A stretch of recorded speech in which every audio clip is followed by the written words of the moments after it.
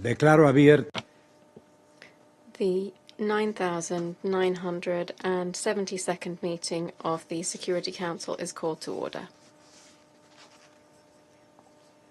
The provisional agenda for this meeting is the situation in the Middle East, including the Palestinian question.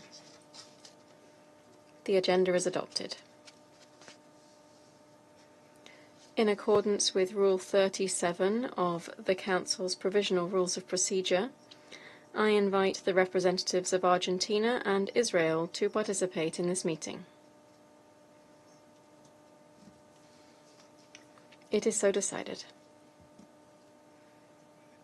On behalf of the Council, I welcome His Excellency Mr. Gideon Saar, Minister for Foreign Affairs of the State of Israel. I propose that the Council invite the representative of the Observer State of Palestine to the United Nations to participate in the meeting in accordance with the Provisional Rules of Procedure and the previous practice in this regard. There being no objection, it is so decided. In accordance with Rule 39 of the Council's Provisional Rules of Procedure, I invite the following briefers to participate in this meeting. Mr. Miroslav Jenča, Assistant Secretary General for Europe, Central Asia and Americas, Departments of Political and Peace-Building Affairs and Peace Operations, and Mr. Eli David. It is so decided. The Security Council will now begin its consideration of item 2 of the agenda. I now give the floor to Mr. Miroslav Jenča. Mr. President, Excellencies, the situation in the occupied Palestinian territory and Israel continues to deteriorate, with Palestinian and Israeli civilians, including the remaining hostages in Gaza, continuing to suffer immensely as a result. In the past week, Hamas and Palestinian Islamic Jihad released images and videos of two hostages, Evitar David and Rom Braslavsky, looking visibly emaciated as they described the appalling conditions of their captivity. The scenes of Evitar apparently being forced to dig his own grave are appalling.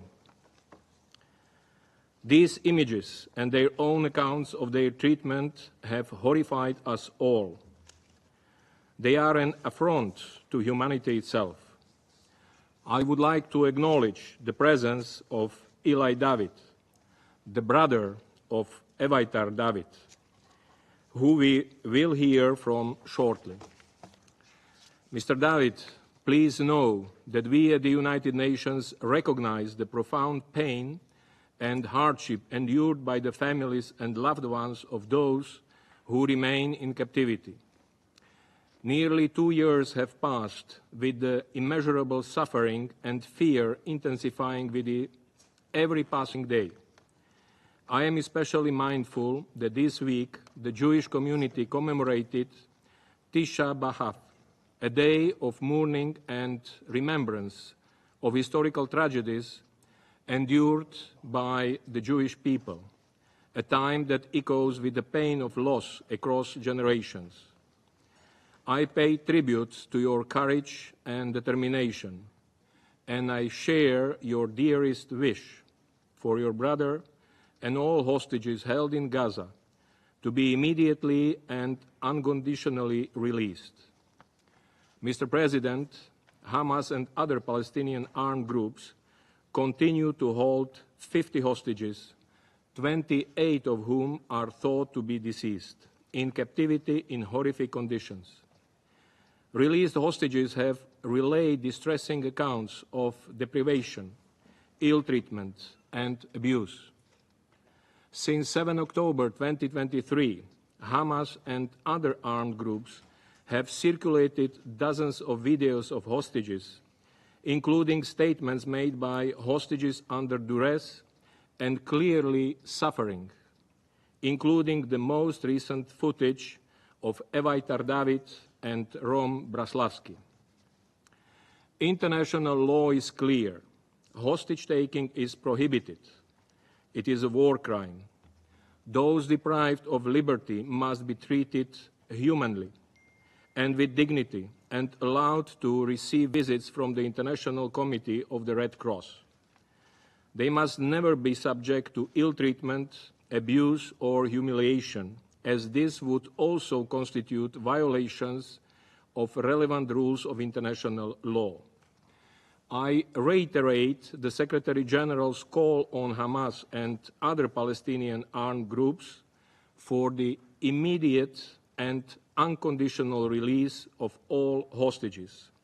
They must be freed now. Mr. President, the situation in Gaza is horrifying. It is unbearable. Palestinians are subjected to squalid, inhuman conditions on a daily basis. Since the beginning of the conflict, over 60,000 Palestinians have been killed, according to the Gaza Ministry of Health. Since the end of May, over 1,200 Palestinians have been killed and over 8,100 injured while trying to access food supplies, including in the vicinity of militarized aid distribution sites. The deaths and injuries continue to mount day by day, with no end in sight to the suffering. Israel continues to severely restrict humanitarian assistance entering Gaza, and the aid that is permitted to enter is grossly inadequate. Hunger is everywhere in Gaza, visible in the faces of children and in the desperation of parents risking their lives to access the most basic supplies. I would like to echo the Secretary General's condemnation of the ongoing violence in Gaza, including the shooting, killing, and injuring of people attempting to get food for their families. International law is clear. Civilians must be respected, protected, and never targeted, or deliberately deprived of food or access to other life-saving aid. Doing so is a war crime. Israel must immediately allow and facilitate a rapid and unimpeded passage of sufficient amounts of humanitarian relief for civilians in need to avert further suffering and loss of life. Mr. President, the latest reports regarding Prime Minister Netanyahu's possible decision to expand Israel's military operations through the entire Gaza Strip, if true, are deeply alarming. This would risk catastrophic consequences for millions of Palestinians and could further endanger the lives of the remaining hostages in Gaza. International law is clear in this regard.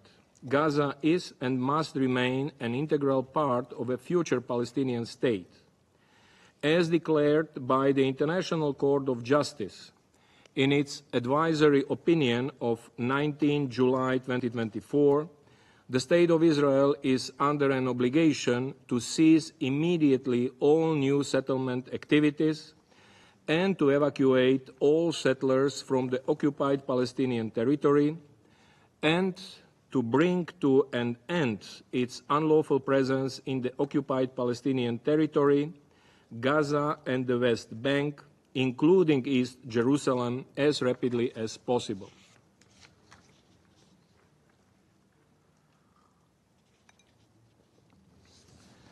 Mr. President, the United Nations has been clear. There is only one path to ending the ongoing violence and humanitarian catastrophe in Gaza: a full and permanent ceasefire, the immediate and unconditional release of all hostages.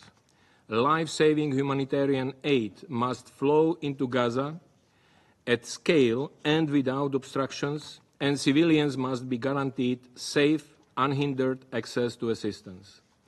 There is no military solution to the conflict in Gaza or the broader Israeli-Palestinian conflict. We must establish political and security frameworks that can relieve the humanitarian catastrophe in Gaza, start early recovery and reconstruction, address the legitimate security concerns of Israelis and Palestinians, and secure an end to Israel's unlawful occupation and achieve a sustainable two-state solution, Israel and a fully independent, democratic, contiguous, viable and sovereign Palestinian state, of which Gaza is an integral part, living side by side in peace and security within secure and recognized borders on the basis of the pre-1967 lines, with Jerusalem as the capital of both states. Thank you. Agradezco. I thank Mr. Yencher for his briefing. I now give the floor to Mr. Eli David. Doy la palabra, señor. I give the floor to Mr. Eli David. Mr. President, members of the Security Council, distinguished delegates, my name is Eli David, and I am speaking before you today not as a politician or a diplomat, but as a brother. My younger brother, Eviatar David, along with Guy Gilboa Dalal and 48 other hostages, are being held hostage by Hamas in Gaza. Eviatar is the kindest person I know. I learned from him how to be a better son. He is shy, but full of life. He has the soul of a musician. He has played the guitar since he was 10, and we play together every week. I miss his smile, and I miss his hug, and I just want to see him hug my parents. Eviatar was kidnapped from the Nova Music Festival. At the age of 22, he went there to celebrate life, to dance, to enjoy the music he loves. Music is a very big part of who he is.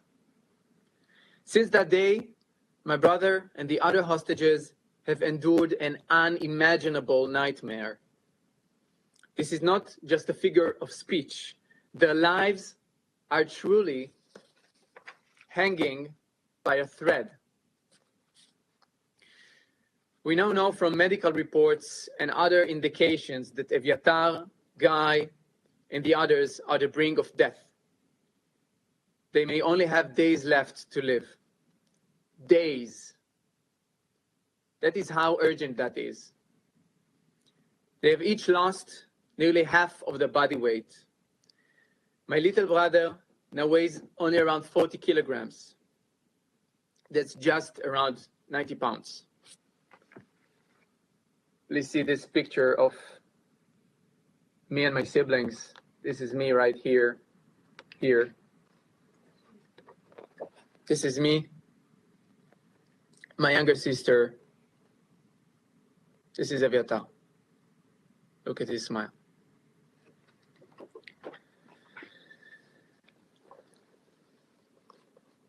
The world has heard about the atrocities of Hamas, of October 7th, and in the 22 months since. But what is happening to Eviatar and Guy is an act of calculated and depraved cruelty that defies human comprehension. We have heard the testimonies from those who were released from Hamas tunnels. And every account makes our fears worse. When your brother, your son, your father, your partner is being held in Gaza, there is never good news. The only thing you can hold on to is that they might still be alive. But even that hope is fading, because the truth is, we don't know how much time they have left.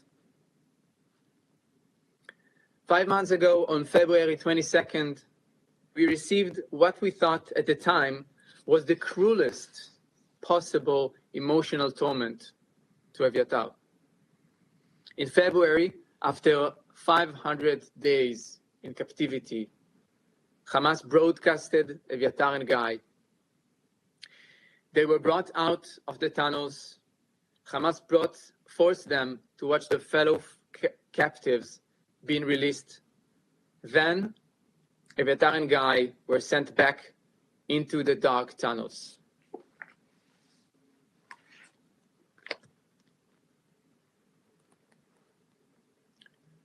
You could see clearly Guy here, right here, and this is Eviatar.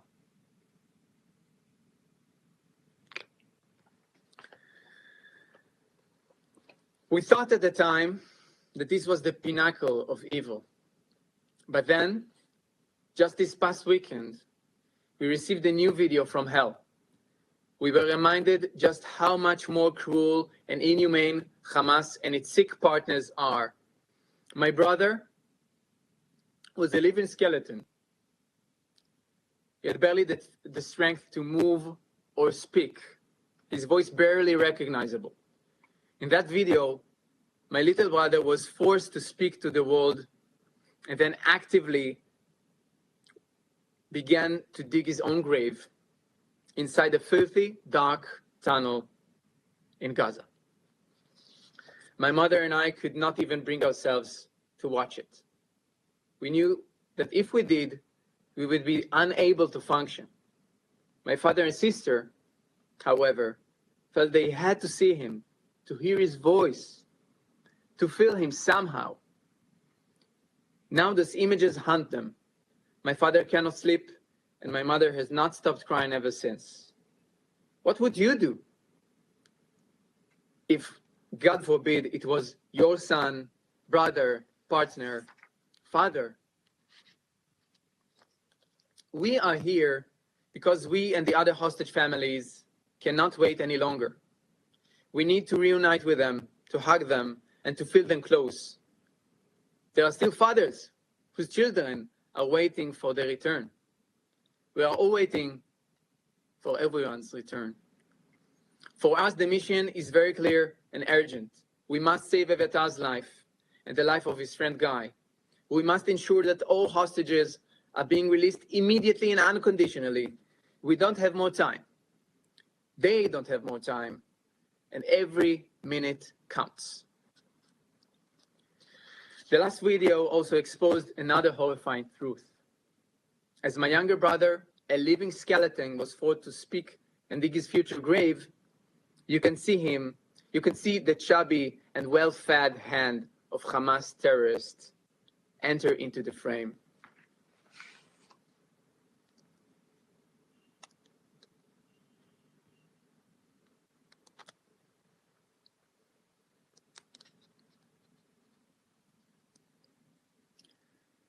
This is the hand of his captor, and this is my brother.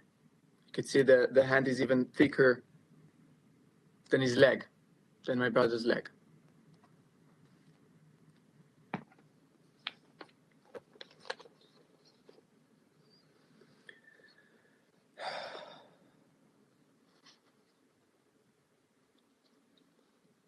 Suddenly, Hamas confirmed what we have known for months. The terrorists have plenty of food. The only ones starving in Hamas tunnels are the hostages, my brother, Guy, and the 48 others. According to testimonies, we know that the terrorists are in a room nearby, not in the filthy dungeon where Eviatar and Guy are held. They are choosing to starve them as part of a sick and twisted propaganda campaign. They use them and starve them as a weapon of war. Survivors of captivity, including Tal Shoham and Omer Venkert, were held in the same space with my brother Eviatar and his friend Guy, testified to this. They told us that the terrorists always had plenty of food nearby and would even relish it loudly, while the hostages had none. It is all part of a calculated plan to torture the hostages, starve them, break their spirit, both psychologically and physically. This is a humanitarian crisis, the one of the hostages that is being discussed here. Not here in the Security Council, and not in the other UN forums. The very soul of humanity is being scarred by Hamas's barbaric actions. We, the family of Eviatar, refuse to give up hope. We are weeping and suffering, but we are also fighting with every fiber of our being. We will not give up until we see him back home, until my mother and father can hug him again. I'm here to make a direct and urgent call to this esteemed body. First, we must demand the immediate unconditional release of Eviatar David, Guy Gilboa Dalal, and all the other hostages, living and deceased. Not only demand, but put every leverage we can to do so. The time for deliberation has run out. Their lives depend on immediate action. Eviatar, Guy, and the very least 18 other hostages are still alive. After 660 days, they have somehow managed to survive. And we call on you to rescue them from Hamas dungeons underground. Second, we must call for humanitarian aid to reach the hostages. While aid flows into Gaza to help the population, the hostages are being denied even the most basic necessities of life. They haven't received a shred of humanitarian aid since they were captive. This is a flagrant violation of international law. And third, we must recognize that this is a matter of life and death, requiring urgent medical intervention. Eviatar and Guy need immediate access to proper food and life-saving medical care. Every moment of delay is a step closer to a final, tragic outcome. We all have responsibility. To the leaders of the world, to every member of this council, and to the global community, your silence is the face of this monstrous cruelty, is complicity. I urge you, do not let them die. We don't have time. Do not let them spend another minute in darkness, suffering beyond imagination. While we do our part, demanding from the Israeli government to do everything to save the hostages, all leaders should unite to pressure Hamas and its partners. Act now before it's too late. Save Eviatar David. Bring my little brother home. Thank you. Agradezco. I thank Mr. David for his briefing. I will now give the floor to those council members who wish to make statements. I give the floor to the representative of Denmark. Thank you, Mr. President. Mr. David, I want to thank you for your powerful and courageous testimony today.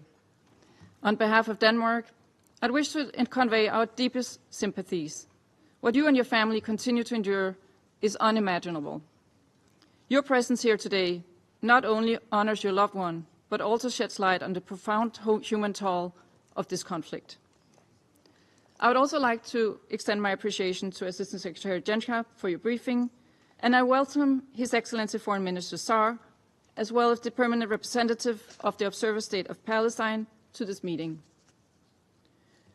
Denmark expresses its sincere solidarity with the remaining 50 hostages who've been held captivity for 669 days. 669 days of waking nightmare, as you said it, Mr. David, deprived of their freedom and dignity, and used as human bargaining chips by Hamas. The recent images showing Rome Blaslavsky and Eviatar David in inhumane states are enormously distressing and should be utterly condemned.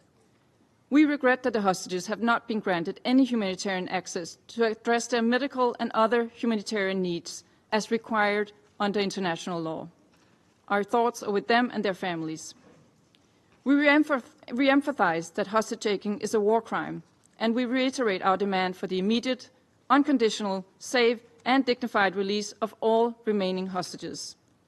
Mr. President, Denmark firmly condemns the heinous terrorist attacks on October 7 perpetrated by Hamas. The attack resulted in the deliberate targeting of civilians, the killing of over 1,200 people, and the abduction of more than 200 individuals, including women and children. Israel has every right to respond to such a brutal and barbaric attack. However, Israel's response must be exercised in compliance with international law and with full respect for international humanitarian law. This includes the principles of distinction, proportionality, and precaution, which are fundamental to protecting civilian lives. The fight against terrorism cannot come at the expense of the rules that safeguard our shared humanity. Denmark reiterates that any attempt by Israel to annex Palestinian land would be unacceptable and violate international law. What we are witnessing in Gaza is a catastrophic humanitarian situation that is unparalleled in its deprivation of basic human needs and attacks on civilians, civilian infrastructure, and humanitarian personnel. As we've heard from Assistant Secretary General Yencha, more than 60,000 Palestinians have been killed and over 140,000 have been injured. IPC's recent report on food security warns us that the worst-case scenario is unfolding as we speak. Access to food and other essential items and services have plummeted to unprecedented levels, and Gaza is on the brink of a full-scale famine. Civilians are starving, not due to a lack of food, but due to decisions taken by Israel.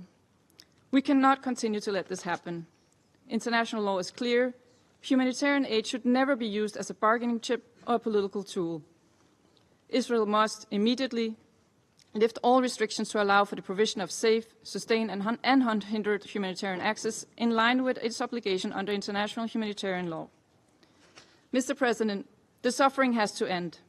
We call for an immediate end to the war in Gaza through an immediate and permanent ceasefire, unrestricted access for humanitarian aid, and the unconditional and immediate release of all hostages. A permanent ceasefire will lay the foundations to help unravel this nightmare unfolding before our eyes, for recovery, for the civilians trapped in this conflict, for the two-state solution to once again take center stage, and for the prospects of peace.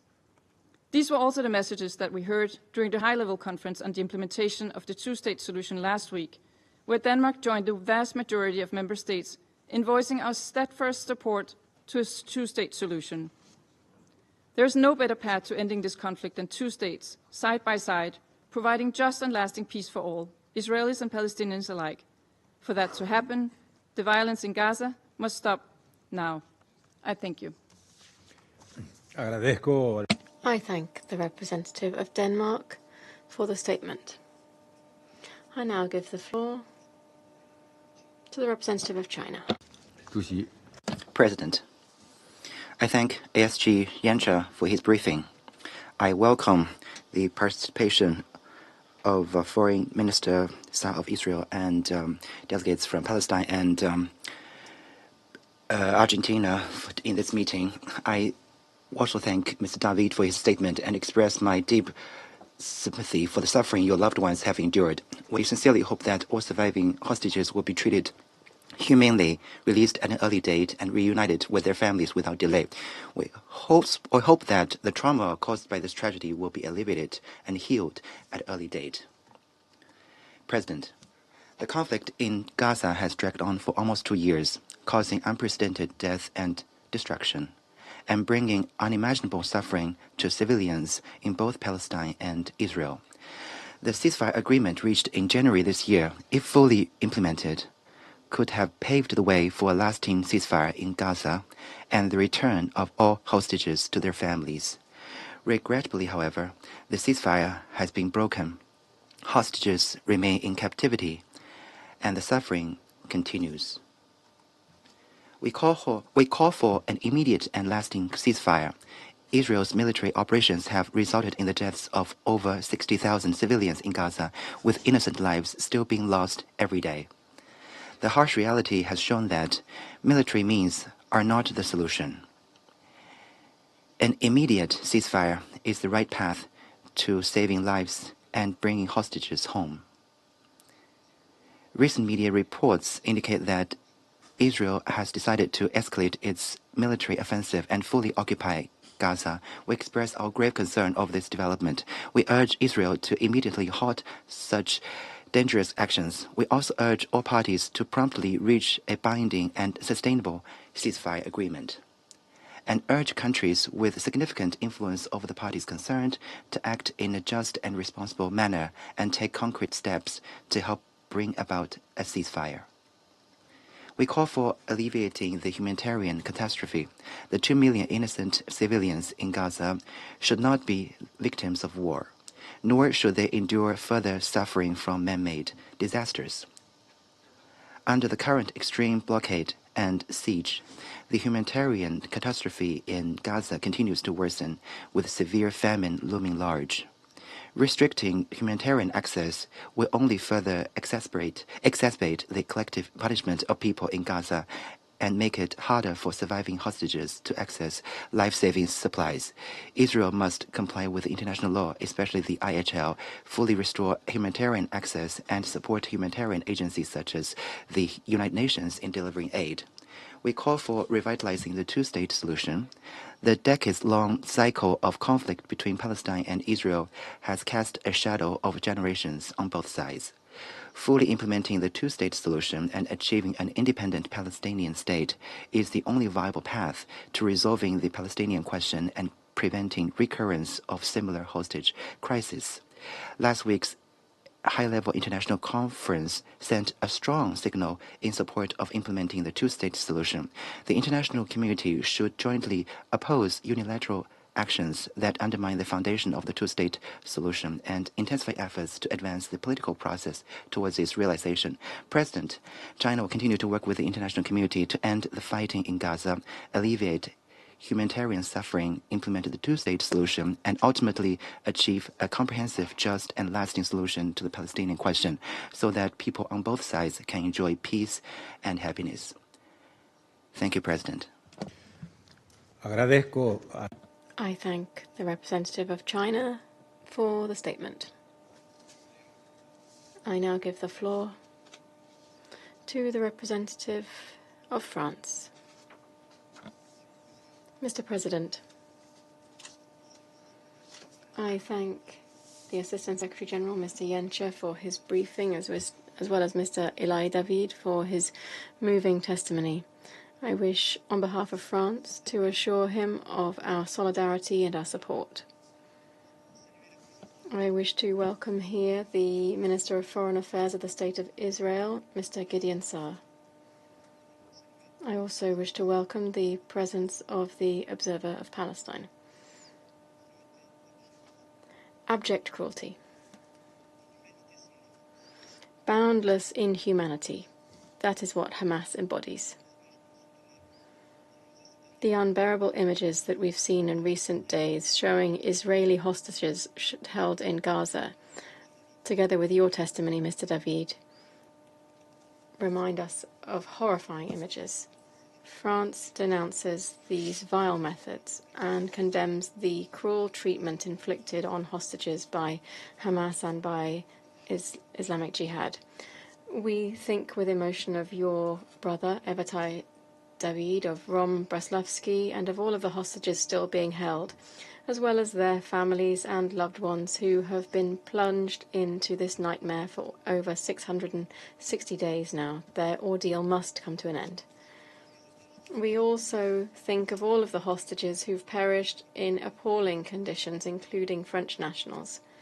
France remains in solidarity with the families of all hostages and with the Israeli people in the face of the barbaric acts committed by Hamas since the 7th of October 2023. Mr. President, the immediate release of all hostages is an absolute priority for France. We continue to work tirelessly to secure their unconditional release and the return of the remains of the hostages who died in Gaza. we will continue to act to restore the ceasefire without delay and to enable the large-scale delivery of humanitarian aid, which remains blocked at Gaza's gates. France reiterates the urgent need for Israel to open all crossing points and to allow immediate, large-scale and unimpeded access for humanitarian assistance. Alarmed by the scale of the humanitarian catastrophe, France, alongside several other countries, has carried out an airdrop of non-perishable food supplies over Gaza. This is an emergency measure to save lives, but it cannot replace the need for massive land-based humanitarian access. These efforts must be accompanied by a political resolution based on the two-state solution, the only realistic path to lasting peace. This solution requires the recognition of a sovereign Palestinian state with renewed governance. It also requires the total demilitarization of Hamas and its complete exclusion from any form of governance in the Gaza Strip. Finally, it requires Israel's regional integration. France welcomes the historic gesture made last week in New York by Arab countries during the International Conference on the Implementation of the Two-State Solution, co-chaired with Saudi Arabia, when for the first time they condemned Hamas's crimes and expressed their aspiration to establish relations with the State of Israel.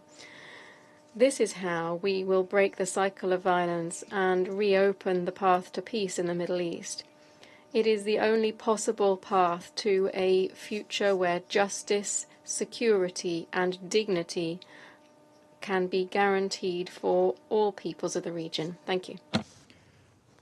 Agradezco al I thank the